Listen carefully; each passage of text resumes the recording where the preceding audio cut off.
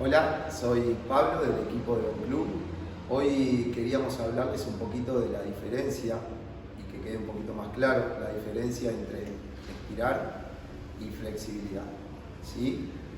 Lo importante es reconocer que no es lo mismo, que sí se parecen o se suelen confundir porque normalmente se utilizan los mismos ejercicios. ¿Qué sucede? Lo que nos marca la diferencia es la intensidad de ejecución entre una y la otra. ¿Sí? Vamos a tratar de aclarar un poquitito cuál es una, cuál es la otra, cuándo tenemos que utilizar una, cuándo tenemos que utilizar la otra. ¿Sí? Cuando nosotros hablamos de estiramiento, hablamos de tratar de estirar, obviamente, tanto los componentes plásticos como elásticos, en forma submáxima y no llegar al rango maximal como lo haríamos cuando buscamos flexibilidad, flexibilización. ¿Sí? Cuando nosotros buscamos aumentar el rango articular, mejorarlo, vamos a exigir la estructura al máximo, ¿sí? La tensión al máximo, y de esa forma obviamente vamos a estar flexibilizando. Cuando en cambio nosotros realizamos ejercicios mucho más leves, donde simplemente aumentamos un poquito, ¿sí? Estiramos un poquitito el músculo, pero no buscamos llegar a esos máximos, sino estamos trabajando en rango submáximo, a eso le llamamos estiramiento.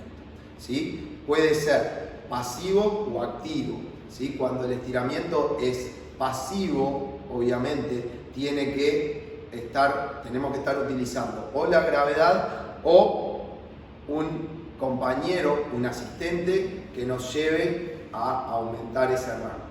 En cambio, cuando nosotros buscamos nosotros mismos la posición, a eso le llamamos activo. ¿Sí? ¿Cuándo tenemos que utilizar uno y cuándo tenemos que utilizar el otro?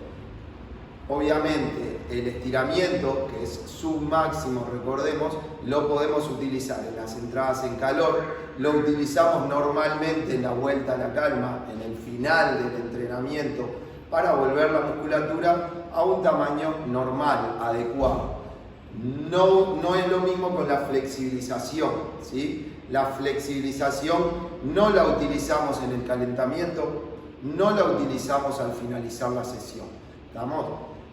El estiramiento lo vamos a utilizar siempre, normalmente en cada entrada en calor, en cada vuelta a la calma. En cambio, la flexibilización, que es esa búsqueda de aumentar, de mejorar el rango articular, de llevar la estructura al máximo, lo vamos a hacer en una sesión indicada para eso, para la flexibilidad.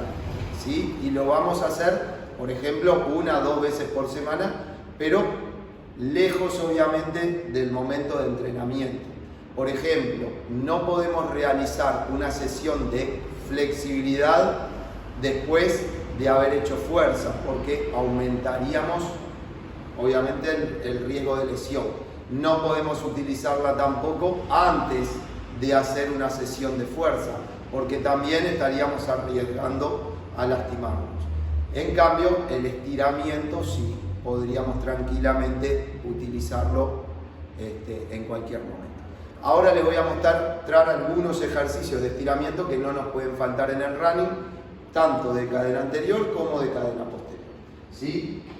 Ejercicios simples pero que no nos deben faltar, por ejemplo de la cadena posterior, obviamente puede ser, ¿sí? Ahí, buscando adelante, tronco derecho, más o menos unos 10-15 segundos.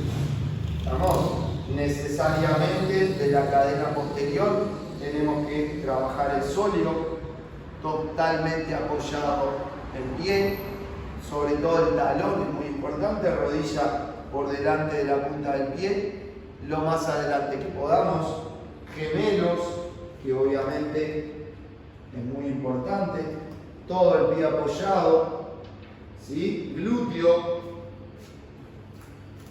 por ejemplo, ¿sí? Buscando bien abajo. Todos esos ejercicios de la cadena posterior son imprescindibles, no nos pueden faltar en una entrada en calor, por ejemplo. De la cadena anterior, muy importante estirar el tibial anterior, sentándonos en los talones, cosa que no lo hacemos normalmente. Estirar un poquitito el psoas, ¿sí? Bien adelante, con respecto, el pie tiene que estar bien adelante y bajo, y busco lo más que puedo. Puedo tirar toda la cadena colocándole un brazo. Cuádriceps de la cadena anterior, no nos puede faltar nunca, rodillas juntas, ¿sí? Cadera extendida. Con esos ejercicios vamos a estar mejorando lo que es nuestro órgano.